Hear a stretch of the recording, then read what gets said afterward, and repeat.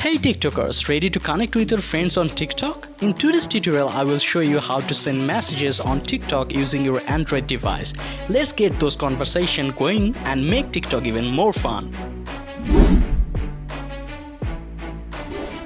First of all, you need to go to your TikTok application. Then you have to go to your profile section from the bottom options. Now at the top right corner, you can see a 3-line button. Tap on it. Now again tap on the settings button from the top right corner. Now at the second place you can see a privacy section. Just tap on it. Now you have to scroll down until you find the option direct messages under this section of interactions. Just tap on it.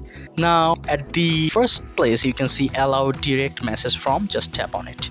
Now there are 4 options. First one is everyone, that means everybody can send you direct message. Then the suggested friend, friends, and no one. So you can select any of it.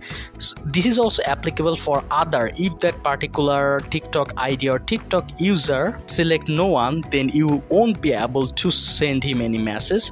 Then again, if he select the friends option, then if you are the friend of that particular TikTok user, then you can send him or her a message. And if he or she select everyone, then everyone can send him or her a message. So it should be understood first. Now I will show you how to send message. So I will just go to my followers option.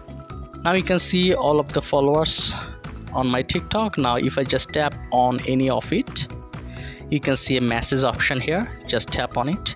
I can easily send him message by tapping on anything or sending any message.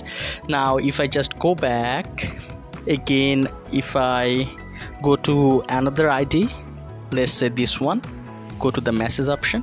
Now you can see it is written messages cannot be sent since this user isn't following you. So the user have selected only friends. In that case, I'm not able to send any message. You can see not sent. So now you can easily understand the procedure that depends on the preference of the privacy of that particular user for sending the message and also for you for receiving the message.